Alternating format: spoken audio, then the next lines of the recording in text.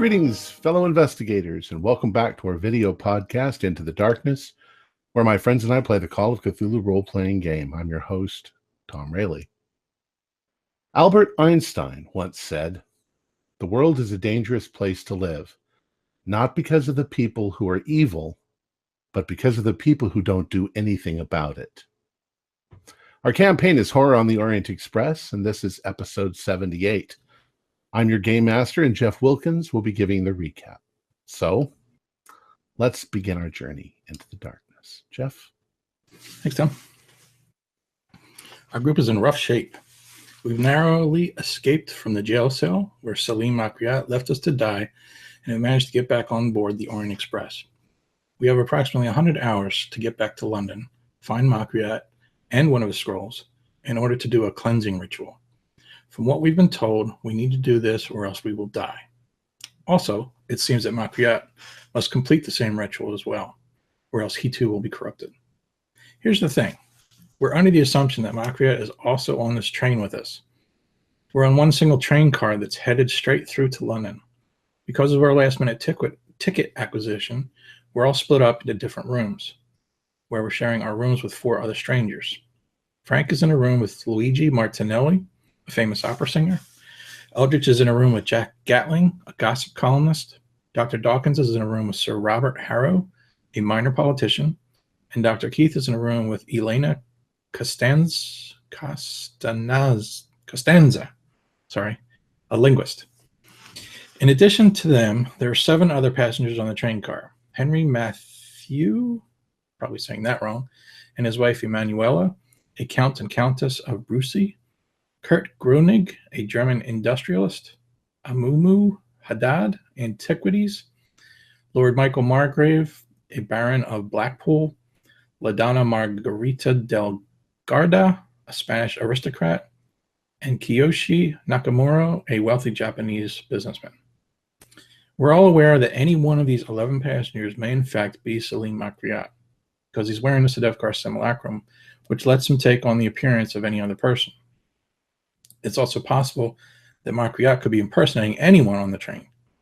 Needless to say, the paranoia levels are high at this point. We managed to make small talk with our respective roommates, and they all seem perfectly legit. Eventually, we all gather in a dining car. We're eating our meal, make conversation. Soon after the meal, Jack Gatling becomes ill, as does Eldridge to a lesser degree. It turns out someone has put poison in our drinking water. Jack has it the worst, but we think he'll be okay as he was able to expel it out of the system in time. Same with Eldridge. While this is going on, Dr. Dawkins notices a strange pain in his left leg. It's as if his skin is being stretched very tight on his thigh. Nothing to be done about it, but Dr. Dawkins is monitoring it. As our evening is winding down, Dr. Keith catches a glimpse of a newspaper article that talks of a murder in a small shop in Islington. The man's name is Robert Osborne, and he's the proprietor of a men's clothing shop. This apparently happened a few days ago. That brings us up to date. All right. It's still evening. All of those events have just taken place. We'll say it's about 10 p.m. Can I just I forgot. I think I forgot to ask last time, but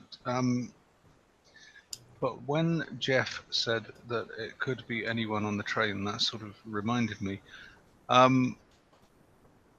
there any staff who are particular to the carriage, the Calais carriage in which we're travelling? Yes, like you would have chef de train or some stewards or something that only work in that one. Each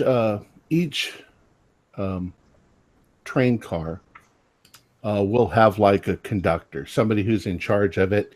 He's often the person that if you get up in the middle of the night, he's sitting down at the very end, has a little area in case you need something.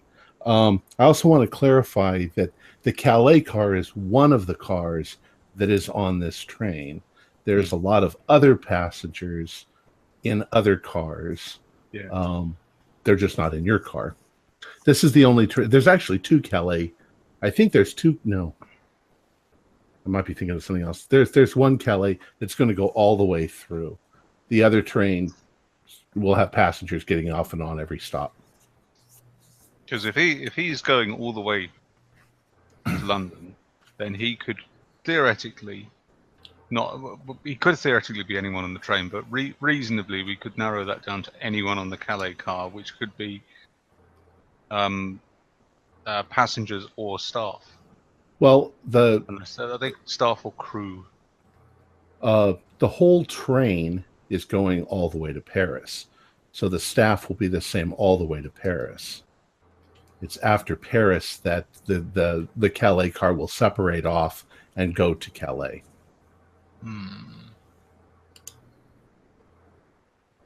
At that point, your assumption would probably be correct. At this point, he could be anyone on the train. It could just be someone from another carriage who just suddenly appears in the Calais car when we get to Paris.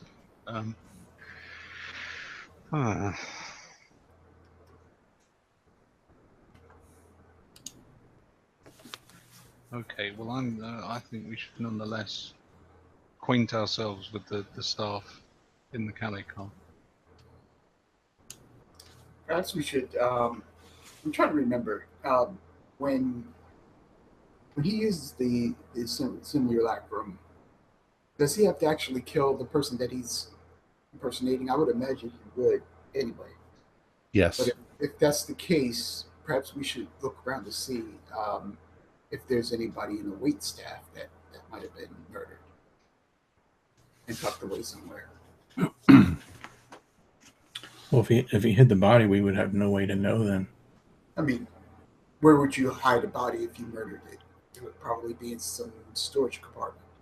Well, as long as he could get the body off the train, yeah, it would be impossible to know, wouldn't it? Because he would just look like the person.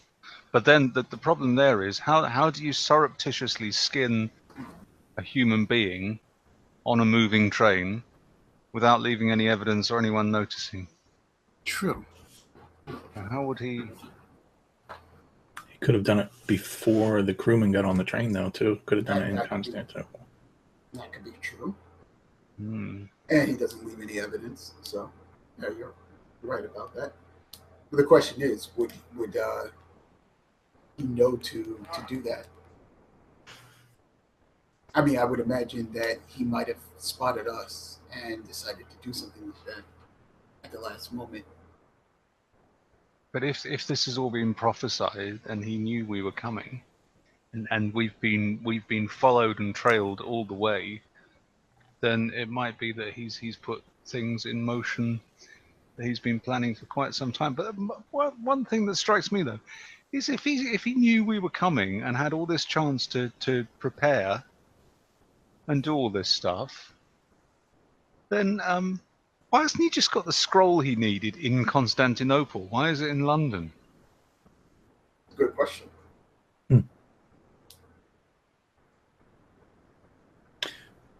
Wait, no, he does have the scroll. I thought, isn't the scroll part of the 5? No, but he needs to do that ritual. I think he's is he looking for? I would imagine he's looking for the last piece in order for him to do it.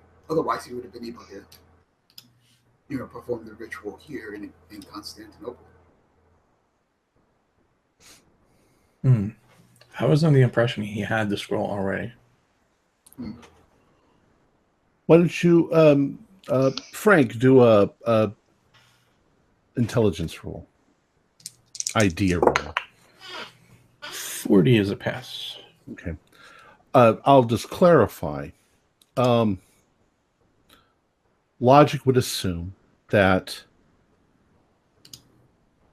somehow Makriot learned about the Sedevkar simulacrum from something. So maybe he had found a scroll, which he might have had in London, which was before he set this whole thing up.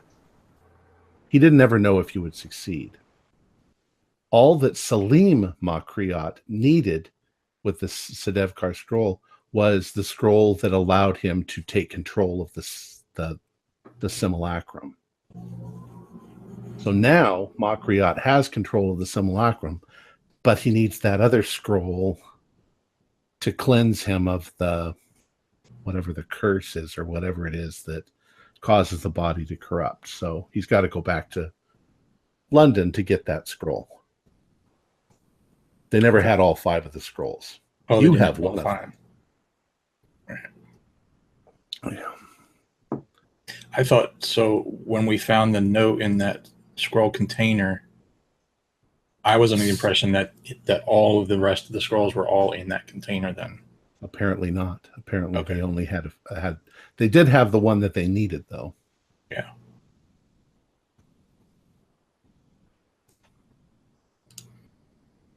Okay. So then that's his reason. I'm imagining that I'm still in my room. How am I feeling? You're starting to recover. Yeah. Did you take hit points damage? I don't know. I did not. I don't think you did. No. So you're starting. Your stomach is starting to come around.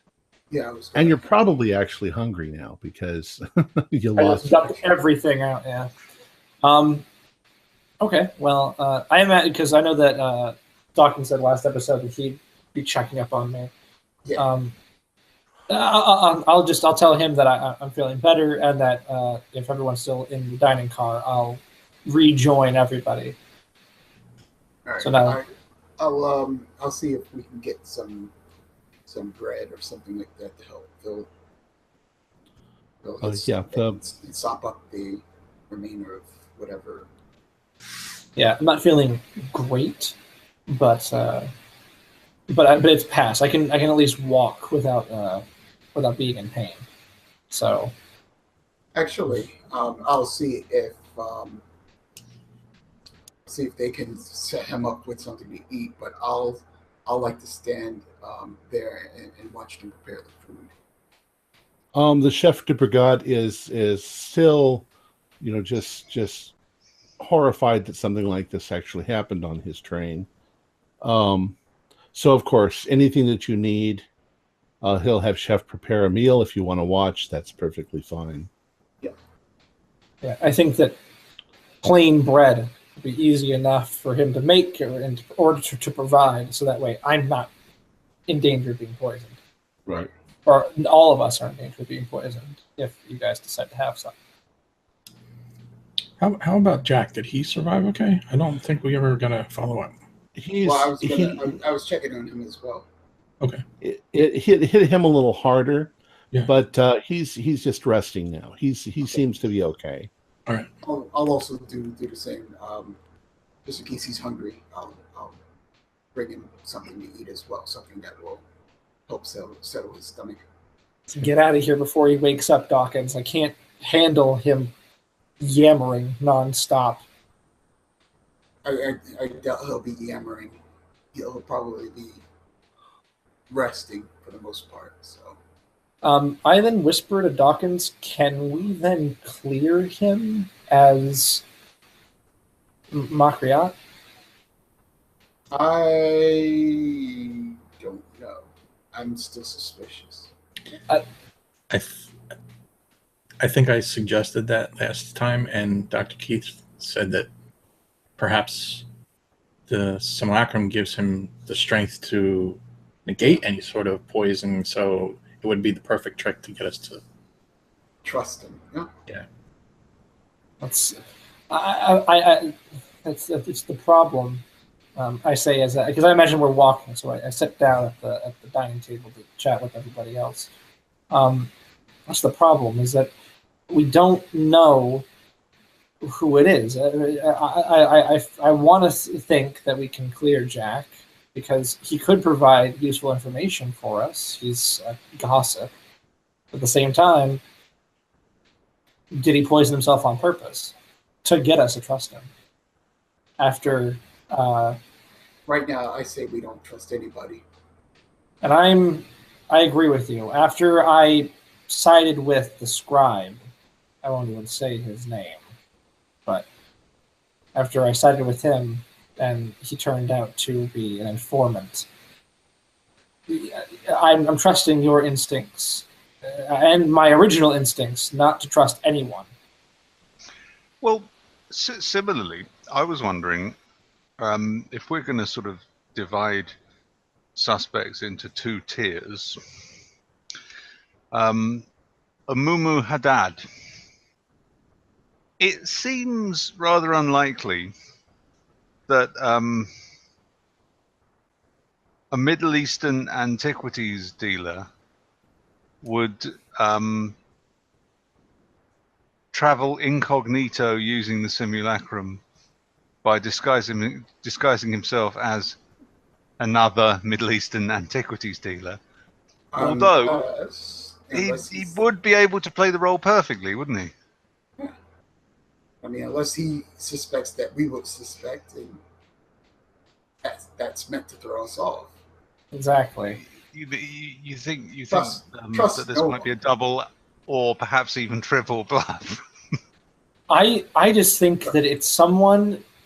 I think that the only way that we're going to be able to know is reaction. Is that we talk to someone and we gauge the because he thought that we're dead. He thinks that we're dead. Perhaps. Except he knows now we're alive because he just tried to poison us. Did you know there's one thing I've never thought to ask about the simulacrum, which I don't know if it was mentioned in the Imaginative Diablo, but when someone is wearing the simulacrum and they are disguised as someone else, obviously they look like that person, but they're wearing the simulacrum. So what do they feel like? Does it feel like flesh? Or does it still feel like the simulacrum? It's an interesting question. We wouldn't know. It does say that it's like armor, so maybe it does feel different. Maybe it feels hungry. Because the Crusaders were able to prise the sections off. But is the skin component, is that perhaps the surface of it? Does it just have the appearance of skin, or is it skin? Does it feel like skin? That's a good question. One thing that we do know is that in a certain light, you can tell. Can you? I know you could tell when you say simulacrum was off, when it was just a statue. But doesn't it say in the I can't pronounce it. I'm not going to try. The image of the devil? Yeah, the image of the devil. That they were able to see the seams in a certain light. Did it now? It's been a while since I've read that. So that's how they were able to pry it off. They found the weak points, if I remember correctly. Do an idea roll. I can do an idea roll. I barely passed. 70 out of 70. wow. Yeah, there was mention that there was like a glint of light under the right circumstances that you could see on the edges.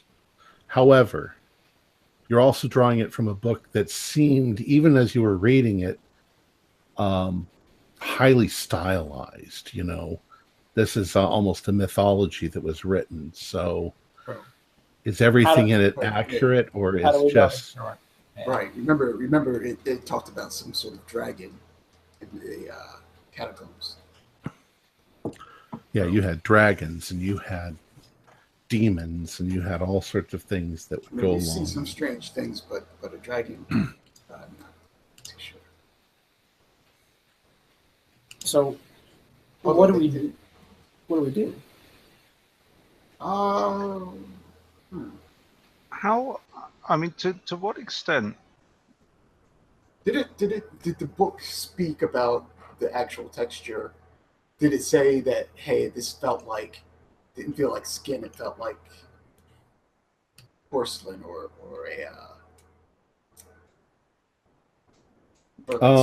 or something like that. Did it mention? Do an idea roll for memory, and I'll give you something. Oops. 26 out of 70. There was a reference. The reference was from Sedevkar himself, who said that when it was activated, it was soft like a baby's skin. Soft like a baby's skin. I'm wondering. Again, just a description that he gives it. I'm wondering whether there also might be some sort of limit on mass as well. I mean, would someone wearing the simulacrum be able to wear the skin of a small child and pass for a small child? That would seem unlikely. I don't know. And what about that one? That one I will give you directly, because when you were in the mosque, when Makriot actually acquired the simulacrum, there was definitely a height and size change as he morphed into it and morphed out of it. Yeah, he got more muscular and taller. He looks regal. That was the words that Tom used. So maybe it's the most beautiful person on the train as I look over at the women. Me. Yes, both of you. It's been Dr. Keith the whole time. Trust no one. Can I clarify that, Tom? Did you say, did he adapt to the statue piece, or did the statue piece adapt to him? When he first merged with it, the Sedevkar simulacrum was actually larger than he was, and he sort of melded into it, and then the Sedevkar itself sort of melded itself into his size, and then they separated again, and it was definitely some sort of a change. You could surmise that in that case, my question still stands. Could he wear the skin? If he wore the skin of someone smaller than him, would that work? Because he's still inside the simulacrum, isn't he? I mean, can the simulacrum appear to be someone smaller than the wearer? Probably not, but it could adapt to him being bigger. What about gender? Would that matter? I don't think so, because if he can change into anybody as long as they're kind of his size. I'll give you this to consider also your experience with the Sedevkar simulacrum. It seemed to be able to adapt to anyone that looked at it. Okay. Oh, and he plans on using it to infiltrate the royalty of Britain. So what does that mean? Does that mean the king? Does that mean the queen? Does that mean a prince? Oh, maybe the queen. So if he plans on becoming the queen, it means he plans on becoming a woman. Hang on. 1923. That'd be a king. Yeah, it's King. Edward the Sixth. Yeah, because Elizabeth is a young girl at this time, if I'm correct. Yep, you know better than I would. Oh no, hang on. Edward the Seventh died in 1910. Elizabeth remembers the World War II. That's why I'm only saying that she was probably a young girl, because she says she remembers the war.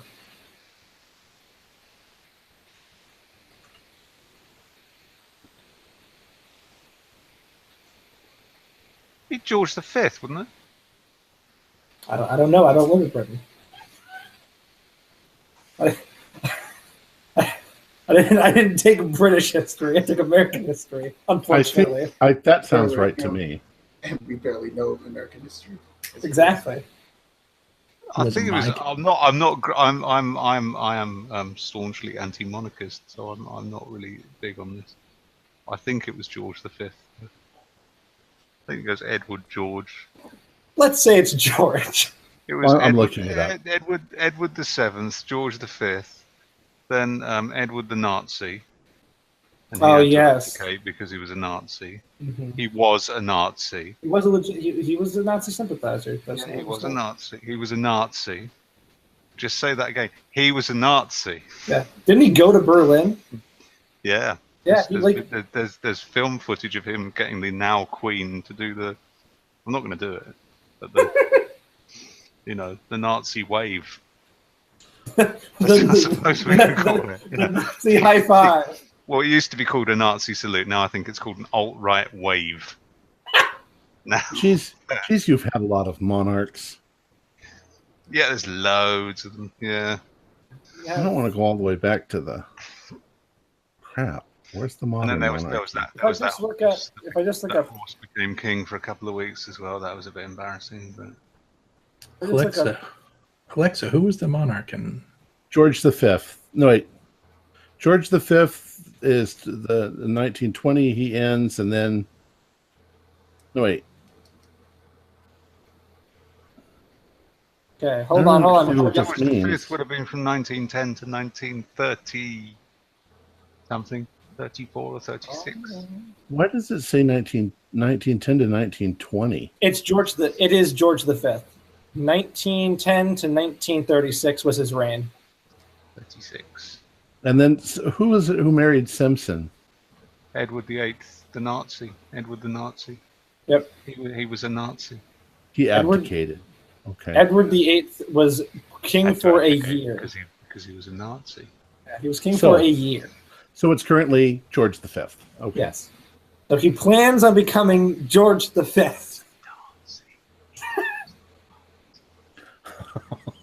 All right. We don't care how he ties his shoes. This bit's going to get cut.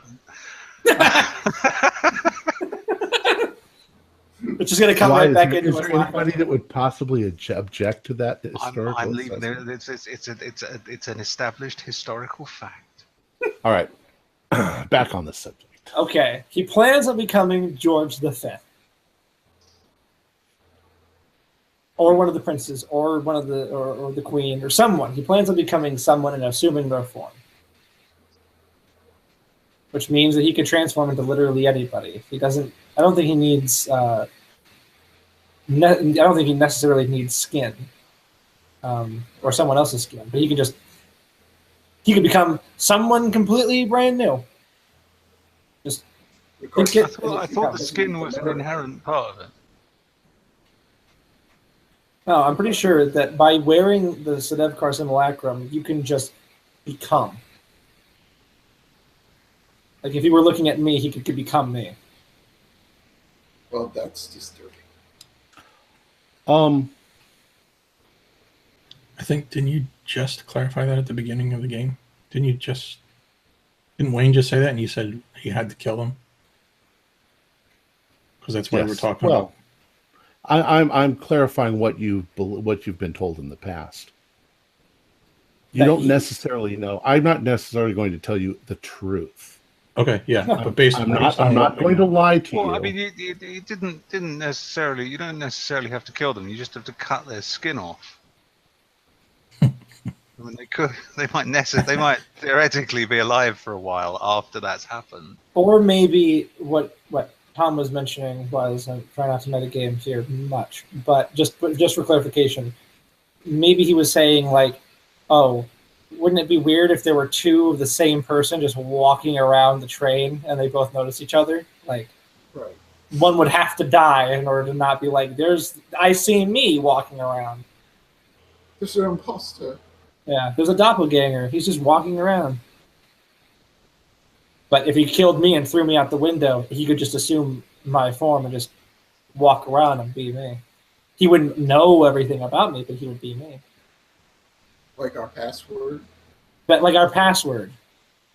That you didn't get last time. Hey, I said many different things. I would like you all to roll an idea roll. And if any of you get an extreme, I will give you the slightest hint. I did not get an extreme. I got no. I did. I got a 9 out of 80. Oh, excellent. I got a 19 out of 80. So you got a better score.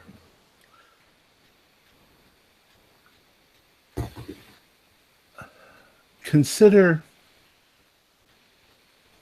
Fenelix's use of the simulacrum. What you know.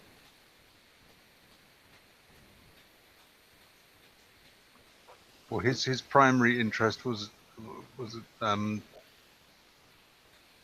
protecting himself from sunlight. It was also immortality. Yes. Isn't he immortal anyway, though? I mean, he's a vampire. Mm-hmm. But he became, I thought he became that way because of the corruption given by the simulacrum. He wore it, and he didn't have the cleansing ritual, and thus his body began to rot away, maybe then turning him into Nosferatu.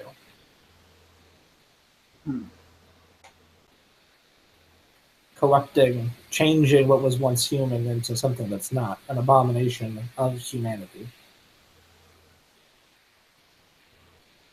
Unless I'm completely wrong. That may have not been his intent at all.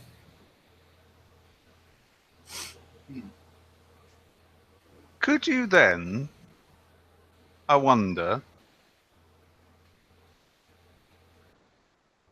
I assume then it would be possible to wear the simulacrum and still look like yourself,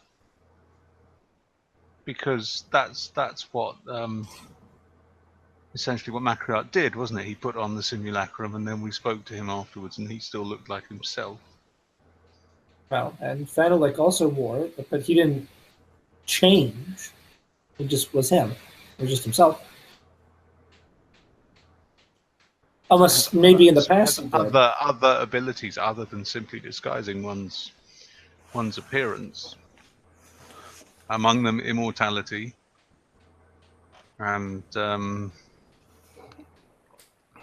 it functions like a suit of armor as well to an extent.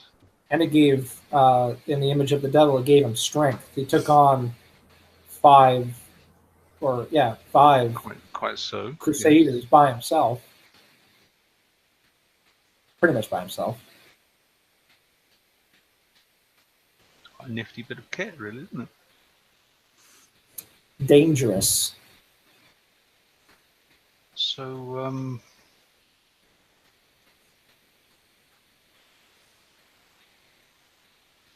well, I mean, if we operate on the assumption that anyone could be him, that becomes in itself rather limiting.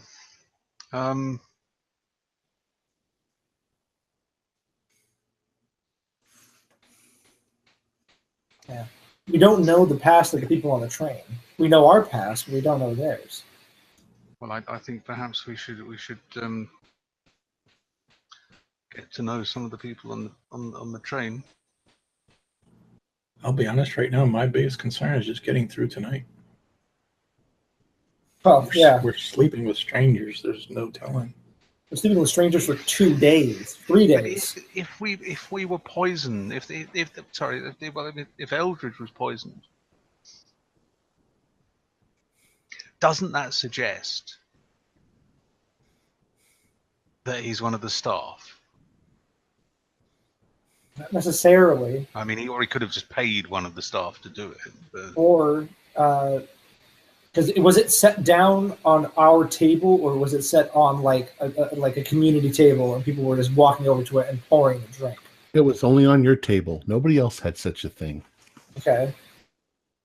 So either he's part of the staff. Well, was everyone that we know of in the car with us? Because he could have just walked out at one point, like the Baron did.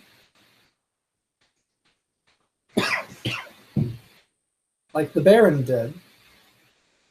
And he could have just walked out and just assumed a new form, came out, gave us the picture, walked away, changed again.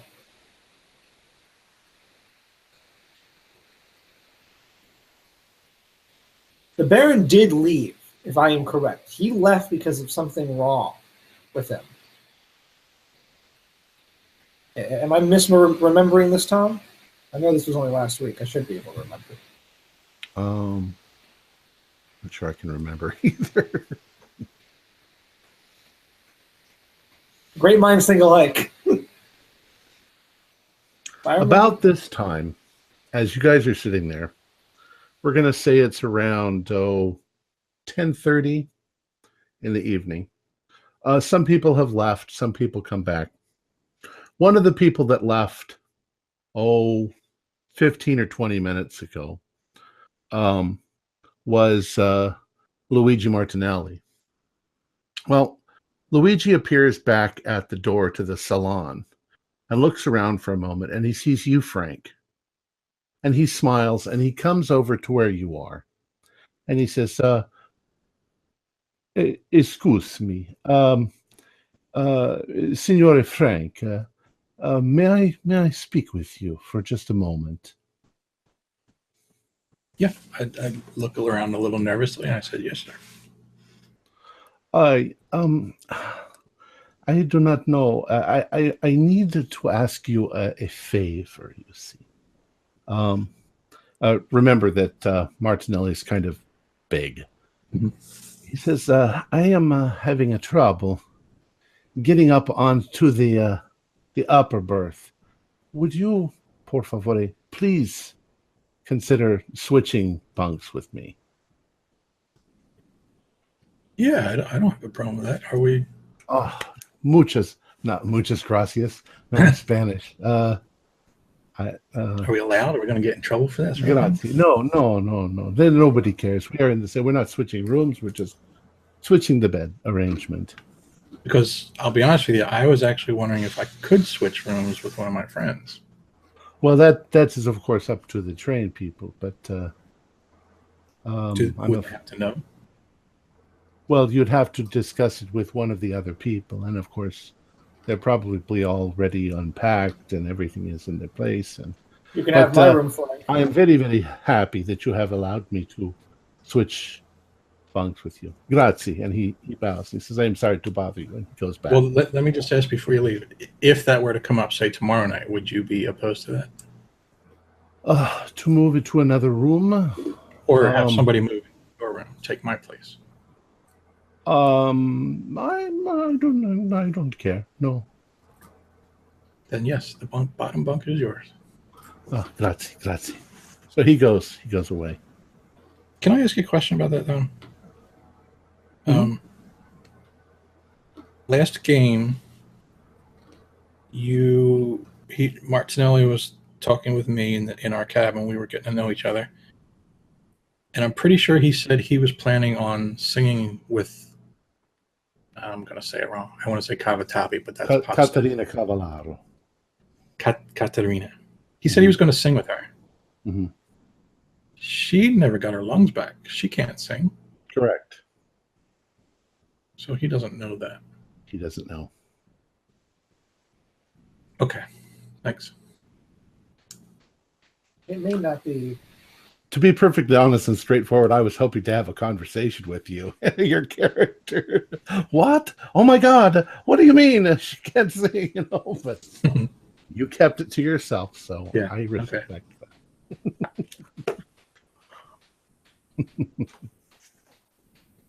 So I'll come back.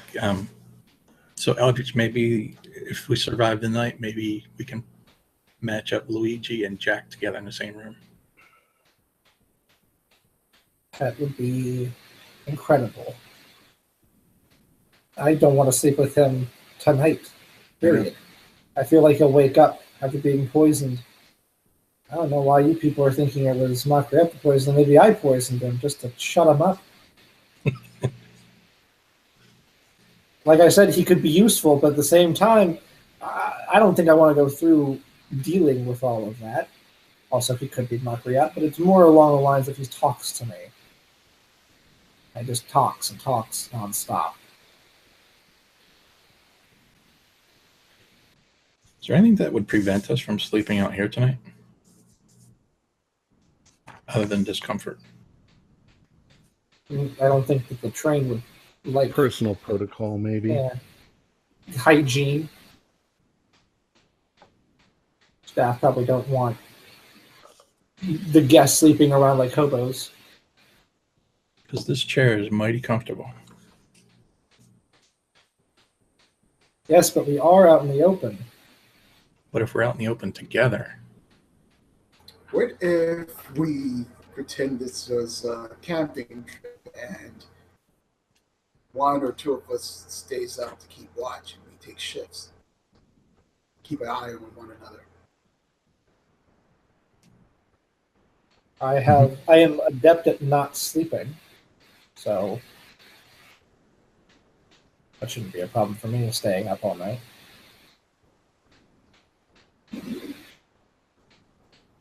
Because I just can't. Maybe 4 hours apiece. Each of us get we'll be able to get a full night's sleep, but in pieces and segments. I just can't get it through my. I don't know what the right word is, but if I fall asleep and Luigi is Macchiat, that's all I need to do is just slit my throat. True. But think of it like this, though, Frank.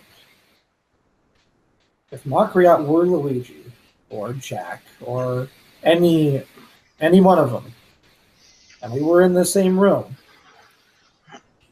slitting our throat in the room means that he's Macchiat. It also means that he would be the immediate suspect. We're also assuming that the train would be stopped and delayed. He wouldn't get there within the 100 hours. We're also assuming that Macchiat is working alone. True. We think that the cult disintegrated because Macchiat killed their leader and the ghost scared everybody away, and of course the raid. But we don't know that some didn't get out and some are in fact loyal to Macchiat. Well, that would put the that Haddad bloke squarely in the frame, wouldn't it? As the most likely person to be a member of the cult. True. I mean, Tom, is he Turkish or is he Egyptian? He's Egyptian, I believe, isn't he? Everybody keeps calling him Egyptian. Yeah, but that could just be 1920s white people. You are correct. He's brown. He's Egyptian. Right, no, he wore a fez, so that makes me. In the photo he showed, or in the description that you gave us, he was wearing a fez, so that makes me think. But then again, Moroccans also wore fezzes, so he could be Moroccan. It's extremely popular headgear right now. Yeah. So,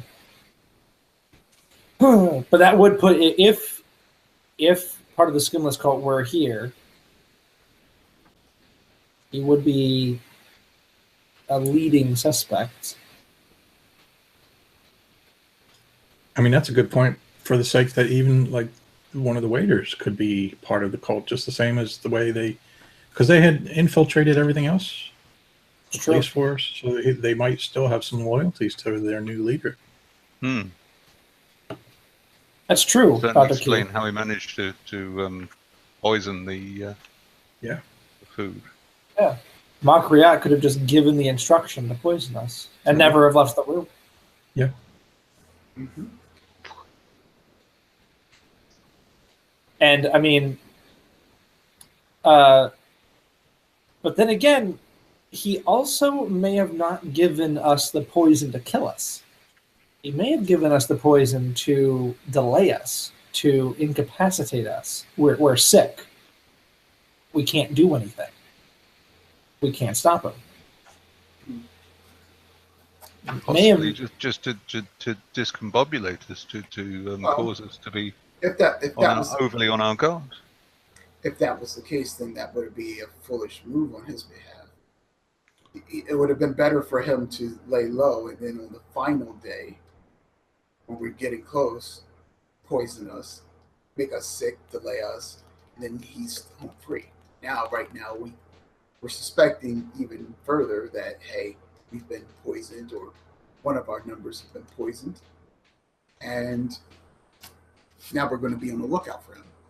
You know, Dr. Dawkins, that's a good point.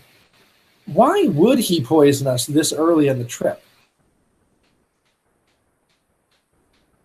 Maybe it's not Makriat. Everyone do a constitution roll, please.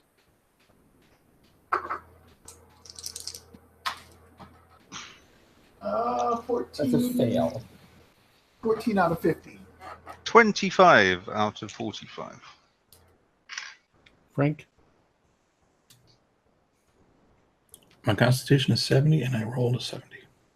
Oh, nice. So I'm the only one. Oh boy.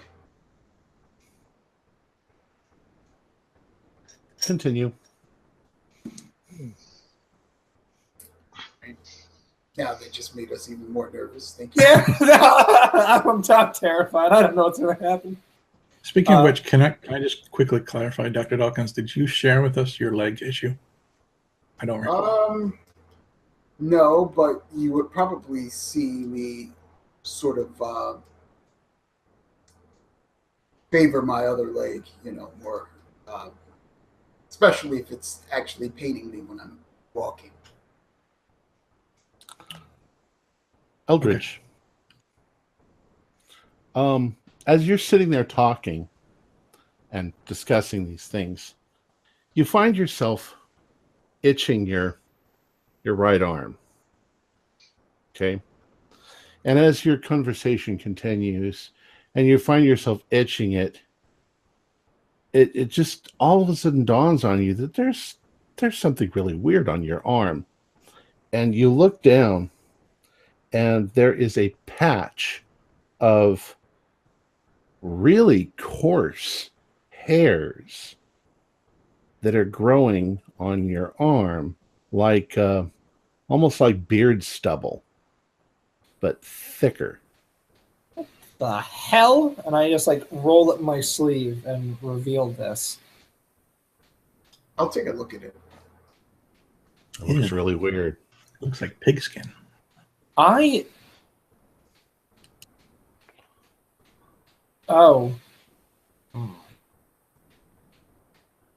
kind of make a face, kind of like the face I'm making now, because I say, I think this is the beginning of us, yeah, the corruption that's happening on my arm. Strange. Well, now that you mention it, I will actually mention. I have something not exactly the same, but something similarly strange happening with my leg. I won't show you guys out here. It wouldn't be proper. I start itching my other arm. Actually, it would be a natural psychological thing for you all to suddenly feel itching all over wherever. Just, oh shit. It's not really there, but it's sympathetic to the other.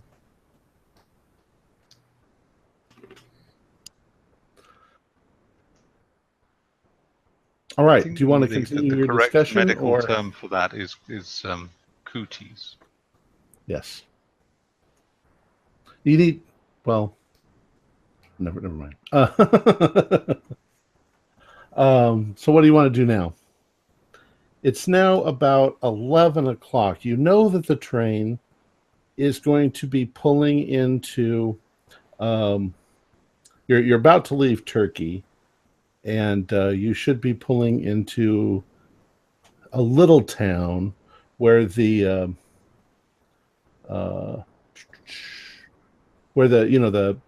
people who check your passports will get on. You're exiting Turkey and entering Bulgaria, I believe. Yeah, that should happen correct. within the next half an hour. These are little towns on the way. Your next big stop is Sophia. But that's not until tomorrow.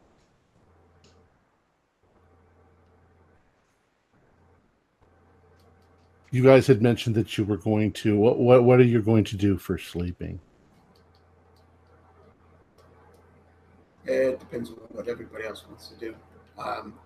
I suggested the idea of doing the like standing on watch, and I guess every few minutes checking up on people.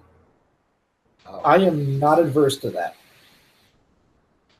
I think it's a good idea.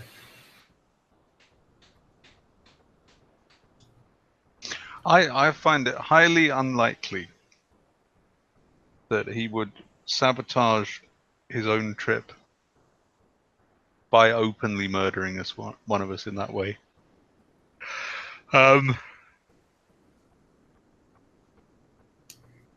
Couldn't he? Let's say he kills me. Let's say Luigi kills me, tosses me out the window. He could then take my form. Right. And then you're a suspect in the disappearance of Luigi. But I mean, I could just say, no, I haven't seen Luigi. He left early this morning. He said he was going up to the other end of the car. It would just be a constant. But it Yeah, would at Luigi, the very least I just arouse saw our Luigi. suspicions. Mhm. Remember that Makriot organized all of this. He played us like we were nothing. I don't think he'd be so careless. That's why I said, what if it's not Makriot at all? What if it's just someone else? And yet he just tried to poison us. So I don't think he's necessarily But what if concerned it's about. But what if it's not Makriot? What if someone else tried to poison us that has nothing to do with Makriot? Yeah, I mean, for all we know, really, the poisoning could be just a complete coincidence, an accident. A red herring. Or it could have been meant for Jack. Mm. Maybe Jack sat with us. Yeah, it certainly seems that. I mean, if he's here to get the dirty on people, then that gives a number of people a reason. Who knows who bears a grudge against a chap like that?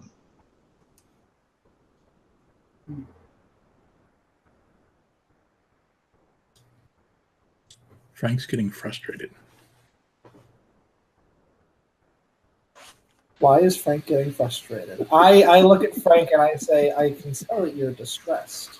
I'm good with people. I just thought we're talking in circles, and for every theory that gets tossed out, one or more of us can think of an alternative theory. So yes, I'm just gonna go to bed. it's pretty much. It's just a matter of just getting through tonight, I think, and just hope for the best. I think every plan we come up with is just foiled. If we split, if you and me can somehow convince Jack to switch over with Luigi, then you and me are fine. But that leaves Dawkins and Keith. Mhm. And I don't know. I think Keith is alone. Period. I think that I'm not overly suspicious of the woman with whom I'm sharing a room, and B, culturally, I don't think Makriot would disguise himself as a woman. I was thinking the same thing, but we might be wrong. But Depends on how thirsty he is. if I'm behaving oddly in the morning, and Miss Constanza is missing, then by all means, set about me. All right. Well, then I'm going to bed too, and I'm going to head off to bed. I think I'm fine, I say as I leave, because Jack's up in the bed, clutching his stomach, poison. Okay. Me and you, Dr. Dawkins. So Eldridge, you're going to go to bed. Elizabeth, you're going to go to bed. Yes. And Pop my colours Dawkins in. and Frank are going to stay in the. Are you going to stay in the salon car? We are. I would say about every 10 or 15 minutes, I'll walk around and peer into Keith's and Eldridge's car. Okay. All right. So at 11:25 p.m., the train pulls into the frontier station, where the gentlemen get on, the guards get on, who are going to check the passports. You don't have to be involved in that at all. Those passports are checked by the chef de brigade, who has all of the passports for the passengers, and they check them without, bothering the people who are asleep. I would like, Dawkins, since you're kind of walking around and sticking your nose into places, go ahead and do a spot hidden roll.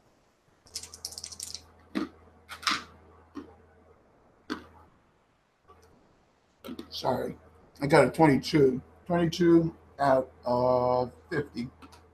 Okay, so good. That's a hard roll. As you're walking around, the train has come to a stop, and it only stops here for 10 minutes at the most, maybe 15.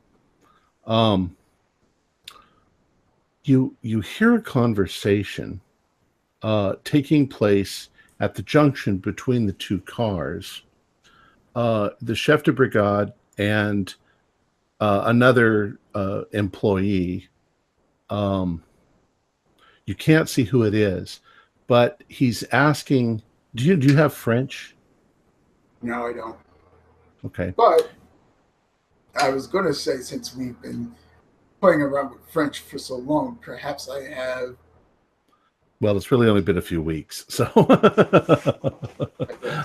However, you felt like a hear a full conversation year. in French, and you're able to make out just.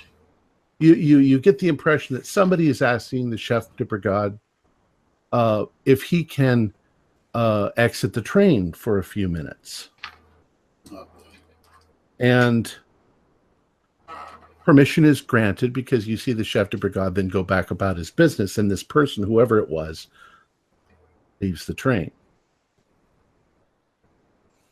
What do you want to do? I'm not going to get off the train, but I will try to position myself to get a better look at the individual getting off. Well, you could actually just look out the window, the nearest window.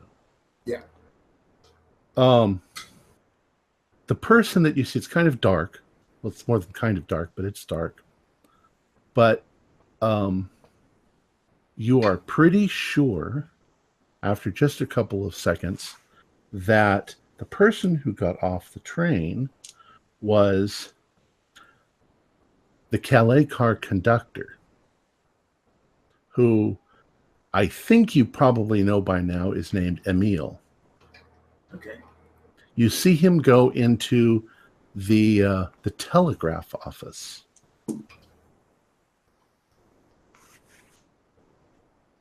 He's in there for a couple of minutes, and then you see him come running back to the train and get back on. Okay. So here's a question. How long do we have before the train moves on?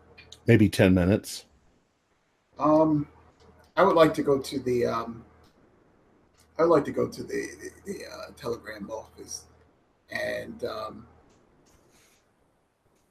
I want to, I guess, pretend to send out a telegram, but I do want to see if I can spot any sort of message that he might have left. All right. You go there. There's just one person on duty at the telegraph office, and you can't see a message or anything like that, but you are still in the what part of the country is this? You're on the border of Turkey and Bulgaria. You want to send a message to someone? Well, yeah, I will send it out to Bellows, and let him know that basically the message will say, "All is well. Our vacation is going to plan." You're making up a okay. You're Yeah, making just something making up. something up or whatever. Okay. But yeah, I guess now when I write out this, or when I tell the guy at the telegram office this message, is he typing it out? Is he writing it down on a scrap? I think that you write it on a form, and then he transmits it. So while you are filling out your form, If he's that's a interesting question.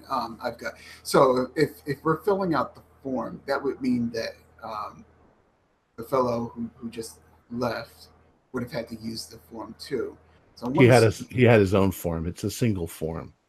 uh, However, as you are filling out your form, the telegraph man is now sending the message that he just got from Emil. all right. Let's see if I can try to spot that.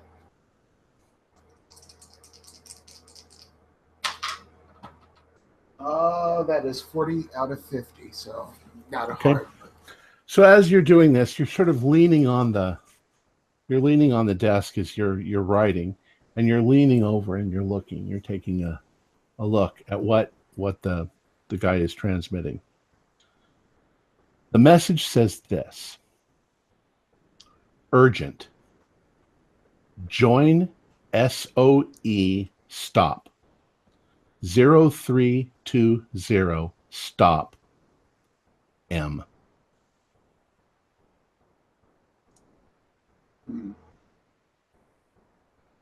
Okay, I think I can remember that. Write that down though.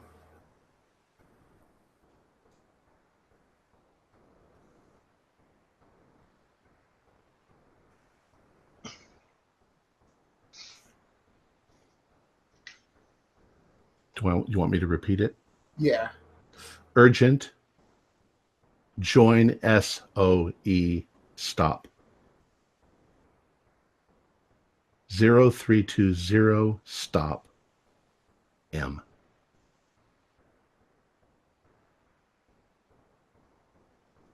Question.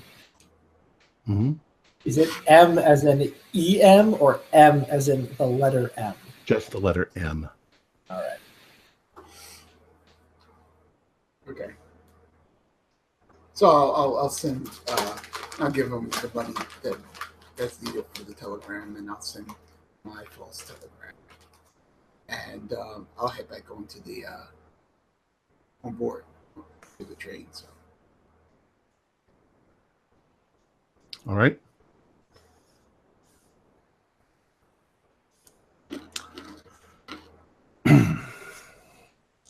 As you are heading back to the train,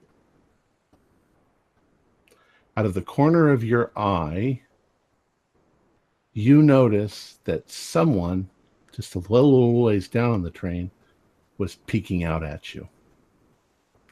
They pulled their head in really quickly. You don't know who it was. All right. Am I walking towards that area anyway? No, yes. You're walking towards your car, the Calais car. And this guy was a few cars down. Okay. All right. I know that I'm being watched. I'll head back to our car, and I will share what I've learned with Frank. Okay. Wow, that's big news. This guy that was watching, was he on the train or was he just on the platform? He was on the train.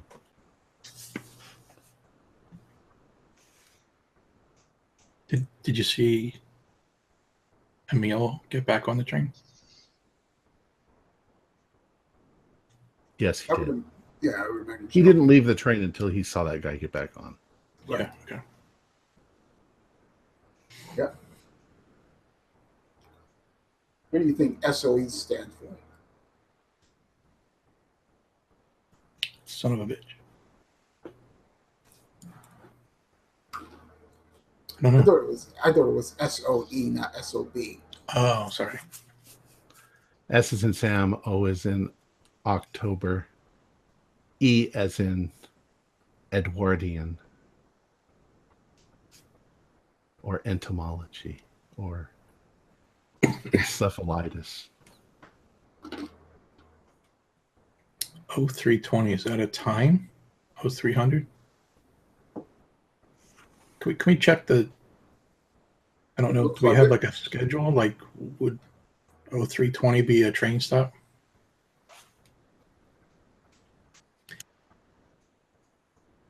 It could be. SOE. You do have staff around.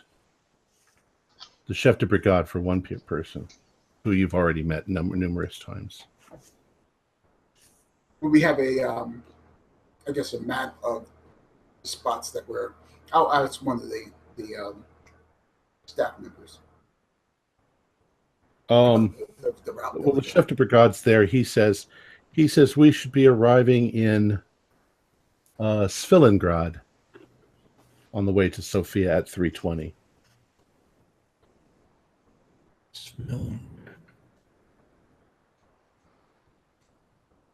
That's where they do the police inspection.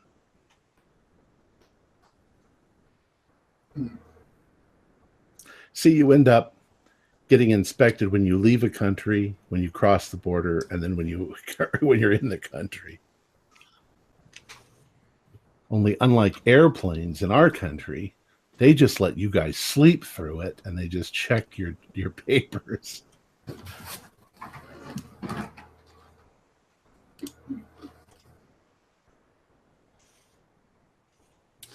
that doesn't make, well, you didn't say who he was sending the telegram to, did you? Who? Who I was sending a telegram to? Who he was sending it to. No.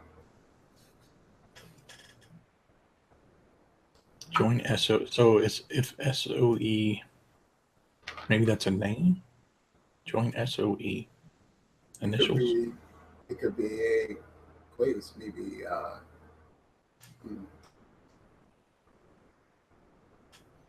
It could be a train station. Urgent join at SOE, which might be a train station. 0320 will be a time. It could also be instructions to attack the train. I don't know. Like one of those old cowboy, stories where the robbers would come and rob the train or something. Who knows? What do you think? And I'm looking at the time, and I'm like, I'm not making any sense. It's late. Yeah. No, it's our 4 hours up. Let's wake one of these fellows up. I was just gonna say, I think we should go wake them. They're probably not even asleep yet. We should go wake up the others and just tell them that we think we just saw Makriat. Yeah. I mean, this might be our only chance to figure him out, to get him. Yeah. And I think Eldridge is best. He's good at these sort of puzzles. So I will go and I will attempt to wake up Eldridge. I'll also check on the his roommate. I'll stop and knock on the door of Dr. Keith. Okay. Dr. Keith, let's get back to them for a second. Dr. Keith, when you arrive back at your room, Elena Constanza is sitting there quietly reading a book, and she like, when you walk in, she like smiles and she says, "Ready for bed?" Oh yes. I do find these train journeys rather tiring, Well, if you listen to the rhythm of the train tracks, it tends to just take you right into sleep. And she says, so I heard someone say that you were a... No, wait, did you tell her that you were an archaeologist or an anthropologist? What are you? I'm an historian. An historian. You told her that. I'm sorry. Yes. I was trying to think if she knew it or not. She says, so you're a historian. You said that you've written a book? I've written several books, yes. I find that remarkable. What area of history are you most interested in? Well, my most recent book was actually focused on the history and folklore of the pre-Columbian Eastern United States, particularly some obscure mythological cycles of the Wampanoag Indians. My goodness, that's way off of left field. Yes, they're very strange tales they have. So many people I've ever heard of doing history is usually English history. Oh, it's a terribly interesting topic. There's so little we know of beliefs before the. How what sort of interest did you have in Constantinople? Well, I've just been really seeing the old world, saying goodbye to doing my grand tour before I relocate permanently to the United States. And we came across some bits and pieces connected to a rather obscure matter, and we sort of got sidetracked looking into that. A sort of historical puzzle. Very much so, yes. Very interesting. Well, you'll have to tell me all about it sometime over tea, maybe tomorrow. Yes, I'd look forward to that if you're up to it. It's much of it is rather dry, I'm afraid. But, Well, I've read a lot of dry stuff. She says some of that is the most interesting stuff. I won't keep you up any longer. I'll finish. I've done reading my book. We'll go to sleep. Yes, I'll just pop my curlers in. Because I don't believe outside the game that one person can stay up and the other person sleep, because the bunks I think the bunks fold up against the walls. So once you unfold them, the room is kind of converted. All right. Eldridge, when you get back to your room, Gatling is on the top bunk snoring away. Thank God. All right. Eldridge, I would like you to do a power roll. Power? Okay. I got a 1. Wow. You fall right to sleep. Oh, thank God. Because that's what I was going to do. If you'd failed it, that snoring would have kept you up all night. Well, don't worry. Rupert was good for one thing, and that's booze. I'd drink myself into a stupor. Let's go. Right. So, Frank and Dawkins, you are coming to wake them up. All right. It is now, let's see, about, it says 11:05. So no time has really passed. It's right. It's about 11:50. It's approaching midnight. Sorry, Eldridge. What are you doing? And I just kind of turn over. I need your expertise just for a moment. You can get back to sleep afterwards. I can't get back to sleep, and I kind of finger up that Gatling up on the top bunk snoring away, and I kind of slip out of bed. You can hear that the clicking of the train is slowing, so you're probably once again approaching another spot where police are going to get on. And so, Dawkins, where are we going? Are we going back to the lounge car? Yeah, we'll go to the lounge. And once I'm there, I will share the information that I see if you can make any sense of it. Well, which part would you like me to make sense of? This message. What do you think SOE is? I imagine the 0320 is time. It's either time or it's a combination. It's a four-coded block. But SOE, I mean OE, Orient Express. I don't know what the S means. It's instruction, and if the M means Makriat, it means he's obviously giving some sort of direction to someone, which means that we are correct. He is not working alone. Okay. So, what was the next stop that the train was going to? As far as you know, there's a short stop at the Greek border, and then that's around 12:20. It's at 3:20.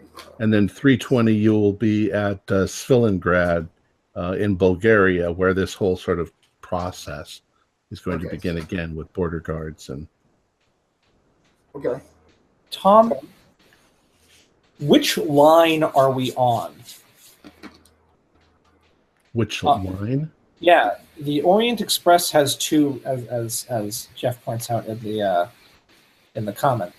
The Orient Express has two lines in this time. It's got the classic, and then it's got the simple one.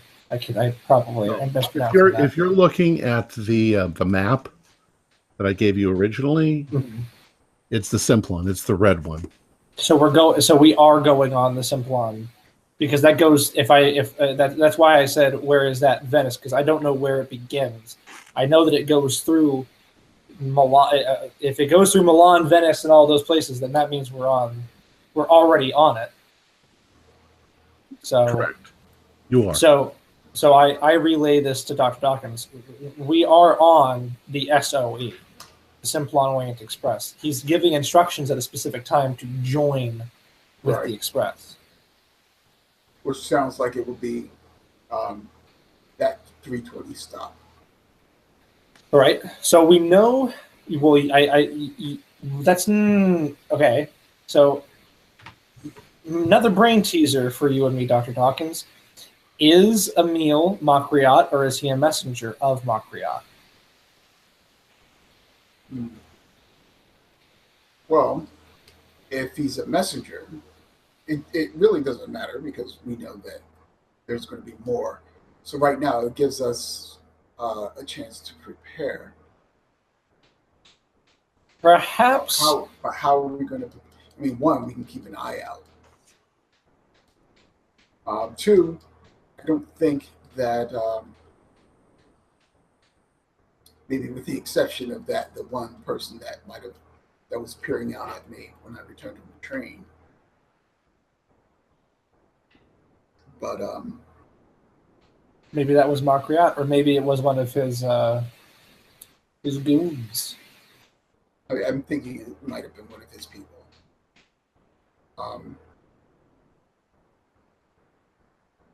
Let's see.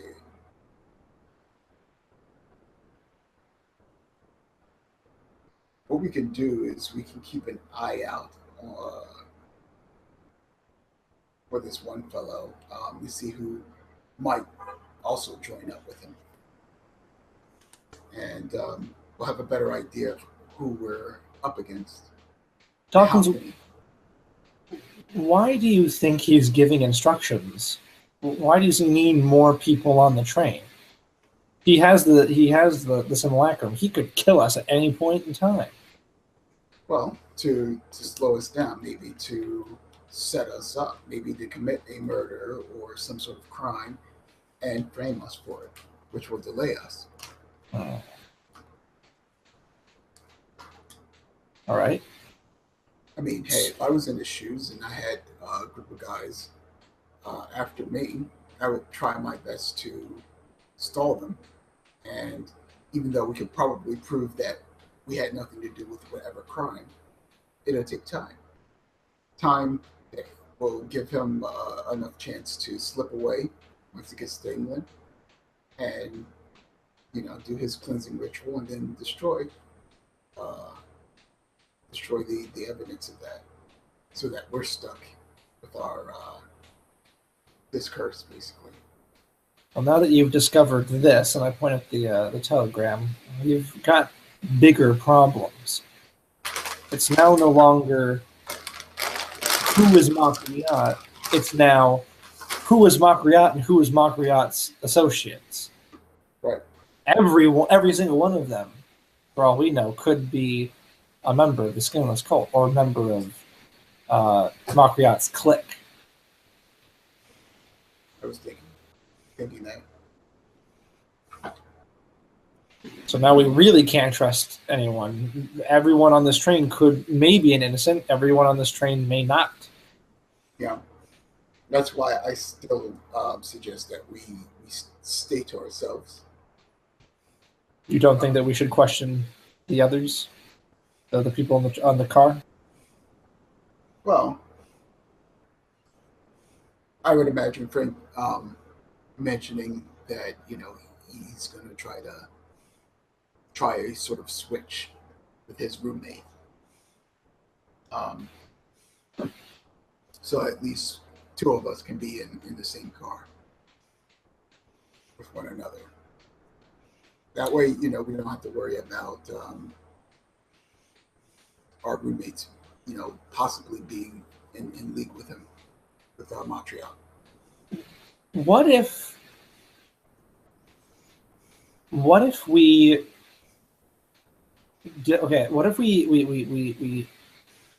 this is me just spitballing. What if we talk to our car mates, just the people in the car with us, and we find out intimate things about them, and we see if there's any holes in their story? Well, that's assuming that they want to share intimate things with. Well, we'd have to gain their trust, sure. Or if it's Makriat, have them think that we don't know anything, and we're just oblivious and naive, just trying to talk to people. But if we were to possibly find, let's say, for instance, someone says, "Oh, I can speak this language," and one of us can speak that language, and they say something in that language and they don't know how to speak it. The simulacrum doesn't give infinite knowledge. It only gives the appearance of, oh, I'm British, I'm Turkish, I'm Indian, I'm whatever. Maybe we can find a hole big enough that we can latch onto it. It's a stretch, but that's all I have. It's also 11 o'clock at night, and you woke me up, and I'm very tired. No, that's fine. And you basically helped me out. I was wondering about this, and thank you. Wow. What was the time on the telegram again? 3 o'clock, 3:20 a.m. And the train is stopping in a small little place where the Greek police are getting on. It's now 12:01 a.m. Right. Well. Oh. Maybe it's not. Maybe a guest isn't coming on the car. Maybe it's police. We are going through Belgrade. And if you remember correctly, in Belgrade, they infiltrated everything. They may be coming to arrest us or harm us or pull us off a train for whatever reason.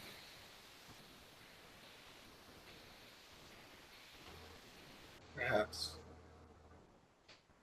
Well, you let me know how that goes, and I stand up. I'm tired, and my shift hasn't started yet. Yeah, get some rest. How are you feeling? I don't know. How am I feeling, Tom? How's my arm and my stomach? The problems that you have, well, your the poisoning has kind of gone away. Got some bread in your stomach, and you're just feeling really tired. Has the splotch on my arm spread? Maybe a little bit. All right. Well, Dawkins, did you mention your leg? Yeah. I want to correct something though that you said. You said Belgrade. Stalingrad is where it Well, Svilingrad, Svil, Svilingrad. All right. It's just a little town. But And- the next big town is Sofia. And we're not stopping there, are we? Where? Sophia. Yeah. No. Oh, we are? All right. Yeah, of course. Okay, well, You're going to stop at all the same places you stopped on the other direction. if we stop at all the original stops, it means that, like I said, the cops, they could get bored at 311, arrest us, unless at 311 we land in Sofia. Do we have a list of all of our stops and all the times, or is it just like we stop and stop? All of that is easily available to you. You will not get into Sofia until 11:15 tomorrow morning. Which means that we're going to have to make a stop at a frontier post. And Yeah, you've already done some of that. Now you're going into other. There's a lot of them along here because you're crossing into one country and then another. But Svilingrad, yeah, that's in Bulgaria. yeah, And we're there will be police getting on. All right. So we need to stay on guard at 311 because we're going to get something's going to happen. Someone's either going to board the train or someone's going to attack us, or a lot of people are going to board the train and attack us, or a lot of people are just going to board the train, or just one person just boards the train. I don't know. But it's not my shift. And I'll go see if Frank is I don't know where is Frank? I couldn't wait, Dr. Keith. I turn to Frank and I say, "You were trying to get Dr. Keith awake for this?" Yeah, Dr. Dawkins thinks he just saw Makriat. We have a chance. Oh, maybe not Makriat, but a messenger of Makriat, which means there's more of them on board than we thought. Yeah. If anything else happens, wake us up. When we arrive at 311, wake us up. Okay. 3:20. Well, I want to wake them up before. Okay. Maybe 3 o'clock. All right, that's fine.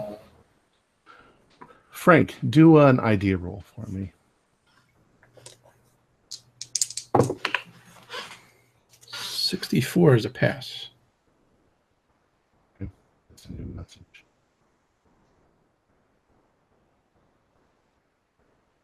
It's the idea that you heard that you've been knocking on the wrong door.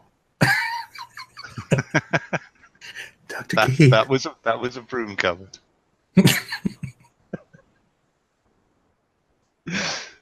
It's Your only late. chance lies in a live reenactment of Fantasia.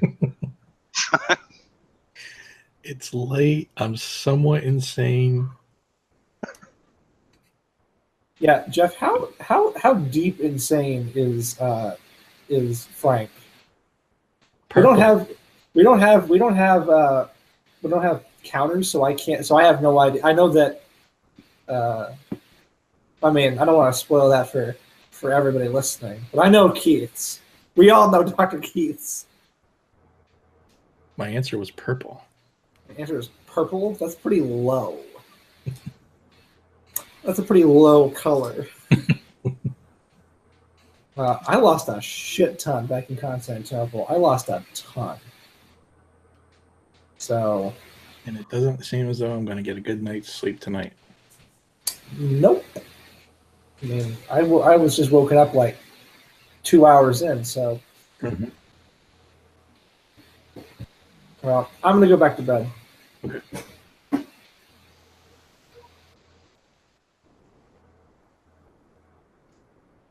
Okay, got your message, Tom. So Frank and Eldridge, what are you guys doing? You're gonna stay up? No, I'm going to bed. Goodbye. Well, I know you are, Eldridge. And Elizabeth, you're still asleep?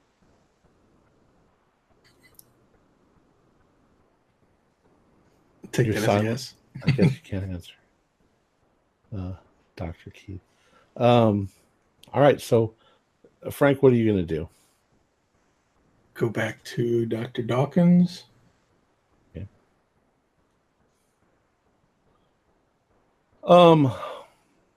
Eldridge. You get back to your room. Gatling is still sound asleep, snoring away. He seemed oblivious. The lights are down low because you don't want to wake him up.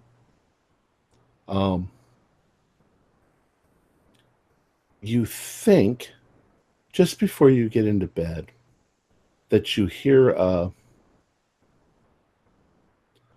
kind of an odd flump sort of sound coming from outside the train.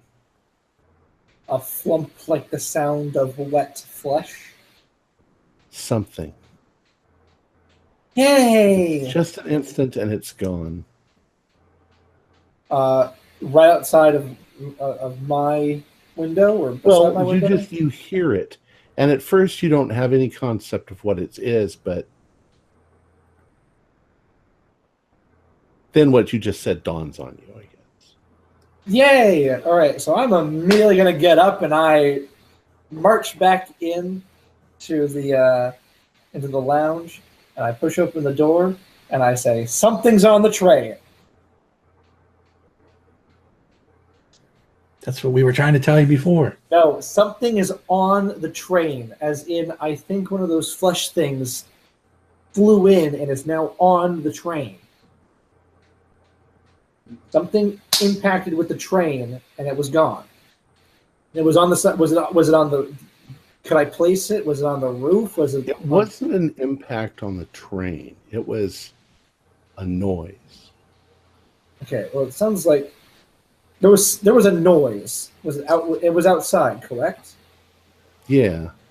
There was a wet. I guess as it seemed. Do an idea roll for me. I'll give you an idea roll, bucko. 36 out of 70. That is not a hard. Well, it sounded maybe like, I don't know, a sack of potatoes. Guys, so a sack of potatoes on board the train. No, a sack of potatoes that sort of maybe fell out of the train and hit the ground right outside. We're moving, right? Yeah, you're moving. Yeah. Oh, no. He just changed bodies. He just changed bodies. He threw someone off the train. So either someone else is on board the train posing as someone, or he has changed bodies. Or maybe you guys are right. Maybe you guys are right. He needs to kill in order to assume their form. You said that you heard this from your cabin? I heard it from my cabin. Did you hear it in here? I believe so. No. So it had to. Was it loud enough for me to determine if it was like next door to me? No, you aren't sure that. The problem is that you almost dismissed it when you heard it. But then. And it was only later that you thought, wait a second, that was kind of a weird noise. So putting it back together in your head afterwards, you're really not sure. Yeah, but it sounds like something limp. Something fell out of the train. Hit the snow and spun in the snow.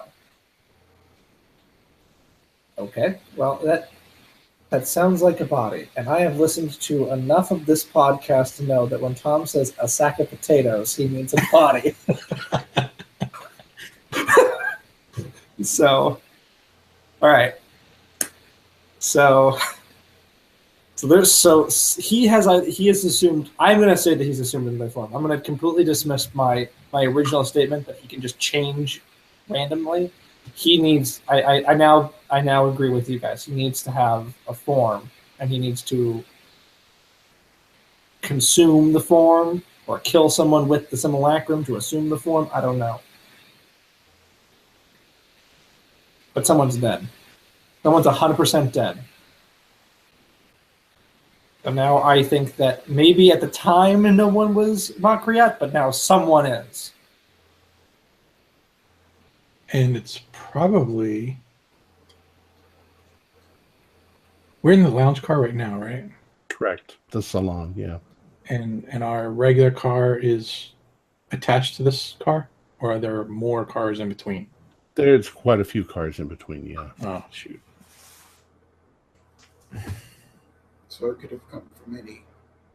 Yeah, I was trying to get to the point that this being this late at night, it was probably another employee, but it could be anybody.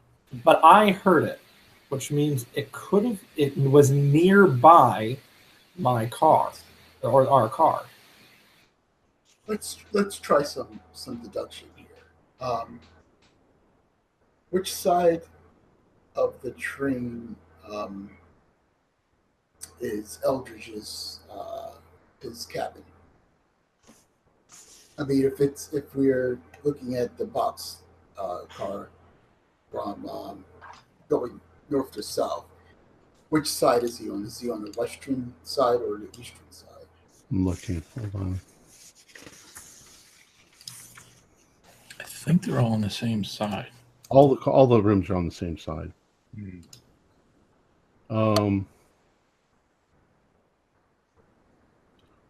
I am going to assume that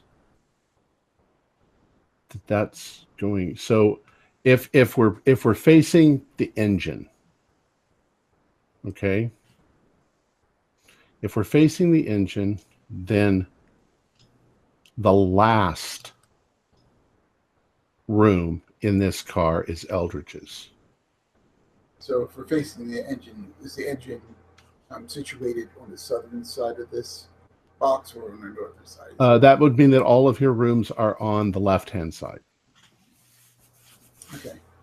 But it would also mean that whatever it was could have come from any of the other rooms on the train. The question I'm sorry, go ahead. I just want to clarify, Tom, when you first gave us the room assignments, you told us that Eldridge was in rooms 3 and 4. Did I write it wrong here? You're correct. You're in room 1. I was in 1 and 2. That's right. He's in 3 and 4. So other than your rooms, you and the opera singer, could have come from anybody else's room. Why don't I go wake up Dr. Elizabeth? Perhaps my knocking. Good luck. As you know, Frank, and I stand up. I'm very good with people. She sleeps like a rock. We will see. And I walk, and I go up to the door, and I just bang really hard. And I just I keep banging until someone opens the door. Fight you. What? What is it? Who is it? What? You also wake up, of course, Elena. Oh, I know. What on earth's going on? Is it that horrible man next door, that English mountebank who keeps trying to seduce us? No, it's one of my it's one of my traveling companions. What on earth's going on? Is everything okay? Yes, everything is fine. Dr. Keith, I'd like you to come with me into the lounge car. I'm sorry for waking everyone up. Bloody hell. What time is it? I have no idea. I do not wear a watch when I'm asleep. It's probably around 1:30. Oh, Give me a moment. I can't go out there dressed like this. I'll meet you in there in a moment. Well, I think that I should pull on definitely some escort you, and I kind of give you a look. I should definitely escort you. Well, wait there then. I'll just pull some clothes on. No problem. And I Going just out there in my dressing gown and I turn around. with my curlers in. God's sake. Do you need any help, Dr. Keith? No. You're taking a Slam very the door at this point. You're taking a very long time. So I will busy myself and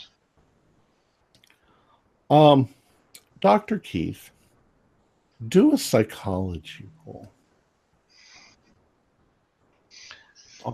You're doing this on Elena. no, I got a 71 out of 40 there. Okay. Elena seems very, it's all right, dear. She's probably upset, but she's British, so she doesn't let you know it. I don't know what's up with him. I know he was feeling ill, but goodness knows why he's chosen to wake me up. I'm honestly not that sort of doctor.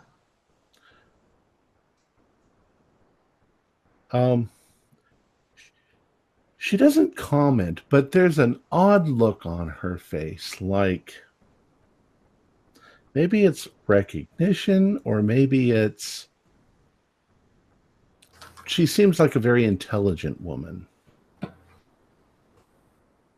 Does she seem like she's figured out that something's going on that we're not telling her about? Yeah, maybe.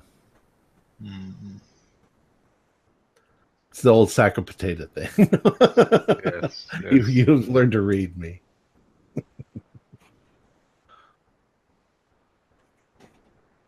Anyways. Well, I shall finish getting ready and go outside and see what on earth Eldritch wants. Okay. Do you always take this long? I take as long as it takes to make myself look respectable, and we are the Orient Express, Shirt, pants, shoes. Trousers, dear, trousers. Pants are something one wears under one's trousers, and certainly not something one would wear to the dining car of the Orient Express.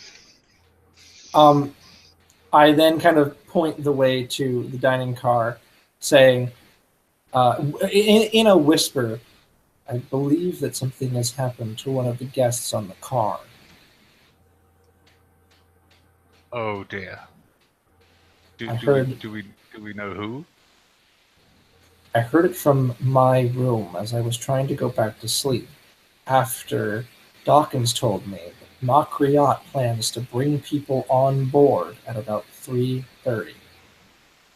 How do you know this? Dawkins apparently followed Emil, the conductor of the car, down to the telegraph office at a frontier outpost where he sent the message. So either Emil is Makriot or is one of the goons. But now we believe that Makriot has assumed the form, or at least I have, assumed that Makriot has assumed one of the forms of someone in this car.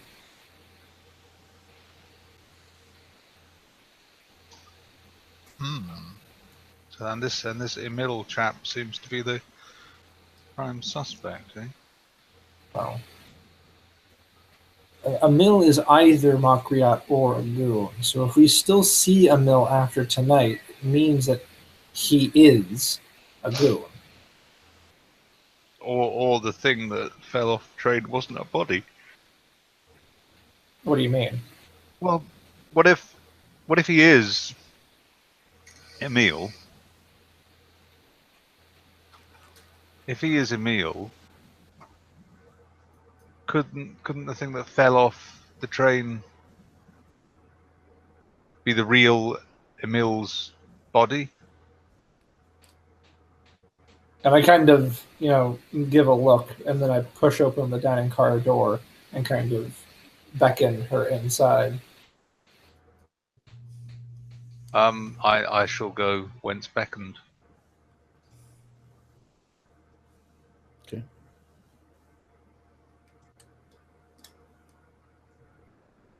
So, as I close the door, what do we do? Do we stay up and wait? Do we go looking?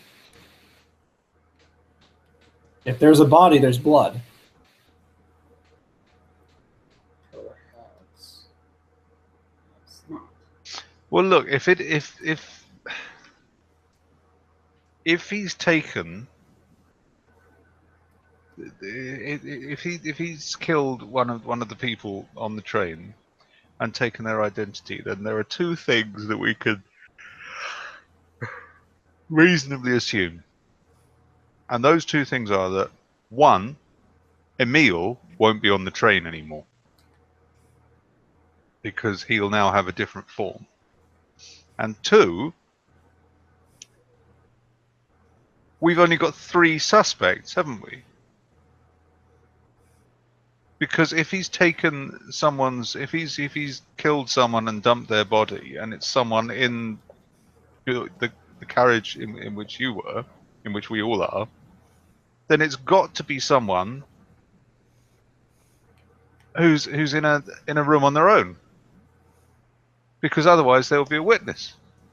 Yes, we can 100% rule out Jack as the consumed form. Jack was in the room with me, and I was awake when I heard the noise. Well, similarly with Elena. So it could be anyone from Luigi to Nakamura. Well, it wouldn't be the Comte de Bruzy and his wife, or Mr. Groening and Mr. Haddad, because they were all sharing rooms with each other, so each would have been the other's witness, as it were. But, Dr. Keith, something I didn't tell you was that Dawkins told me that someone was watching him as he left the telegram office following a mill. So there are at least 2 people on board associated with this. But only one has the simulacrum. One has to be Makriat. Whether that be a mill or that be someone, the person that was looking out. So if Emil has disappeared, then we're looking at... Quick question. Tell me where each of you is located. Where Eldridge and Elizabeth, where are you? I assume I'm standing. No, where exactly on the train are you? We're in the dining car. Okay, with the others. Okay, that's all I need. You're all in the dining car. We're all in the dining car. Okay. I'm standing, probably off to a corner.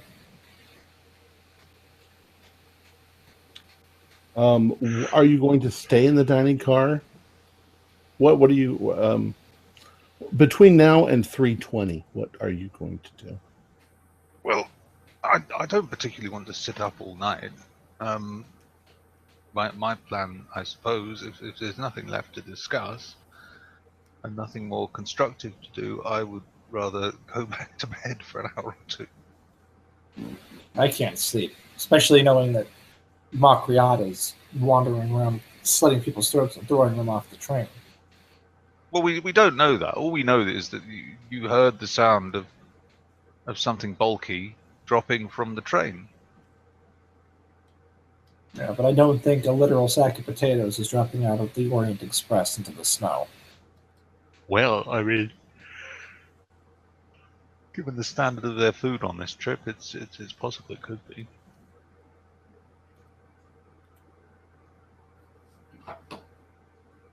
I mean, people getting poisoned, and well, who knows what they're getting rid of. Dawkins, do you remember anything else from your encounter? Yeah, I was trying to picture in my head where was the cart of the fellow who was or seemed to be spying on me when I entered. Was that ahead? Was that north or south? Do an idea roll for me. sort of going back through your memory.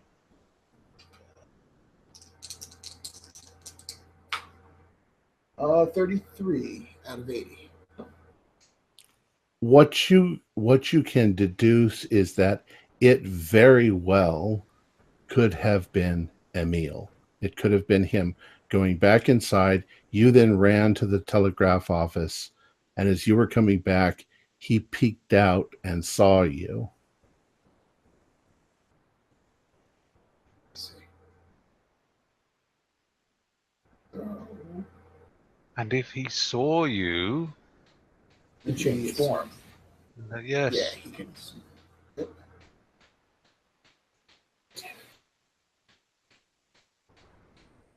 So shall we leave it there?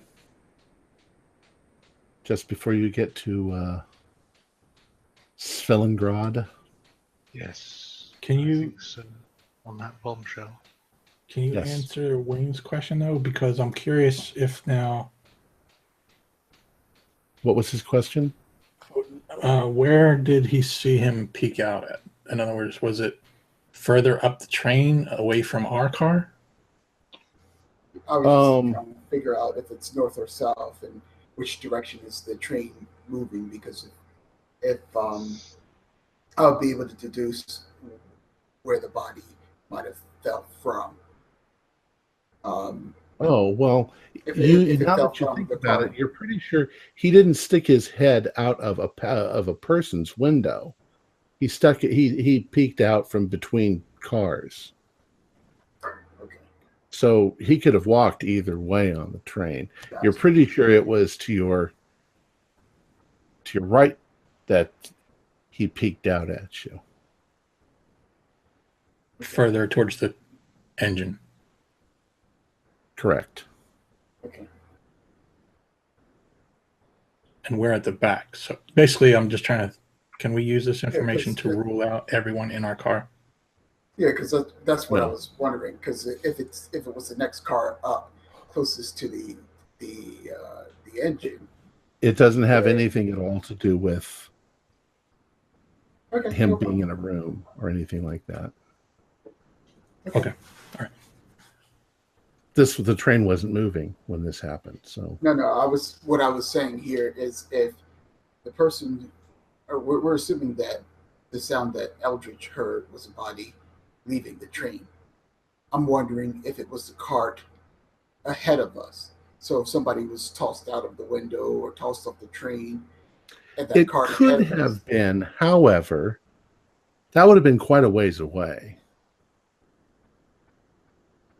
Yeah, but I mean, if the train is moving at a certain speed, as the body's being tossed out, what Eldridge could have heard is the body hitting the ground as the train passed by. Well, I'm not a mathematician, so I can't do all the. he can barely tell that Okay. he actually heard anything at all. He's guessing. But where that noise came from, how far away it came from, you really can't guess. If he'd have had his head stuck out the window, It might have got torn off by the body flying by. he might have seen it. Right. Might have been the last thing he's seen. But you can guess that it came from ahead of you, which could have been any of the other cabins. Obviously, you've ruled some of them out, which is good. Okay. Well, thank you, because I was going to do the math on it in between the sessions, but now that you told me I don't have to, I really thank you for that. I suck at math. So. All right. Well, our players included Thomas McKeon, Mick Swan, Jeff Wilkins, and Wayne Worthy, with myself as the keeper of the secrets. Our current production, we are currently producing 4 shows a week with music and sound effects added in post-production in order to create a richer listener experience. We provide audio-only versions of our shows free for you to download from Podbean or iTunes. I'm very happy to say that we have a new patron, Tim Hart. He's pledged a whopping $15 a month. Thank you so much, Tim. Thank you, Tim. Thanks, Tim. If you'd like to become a patron, visit our Patreon account. Just $1 or $2 a month will help us a lot. Like, share, and subscribe to our channel for updates on our latest shows, and leave us some comments. We love hearing from you. This is Tom Rayleigh, together with all the members of our gaming club, inviting you to journey with us once again into the darkness for another adventure into the universe of H.P. Lovecraft and the Call of Cthulhu role-playing game. Until next time, good luck and good gaming.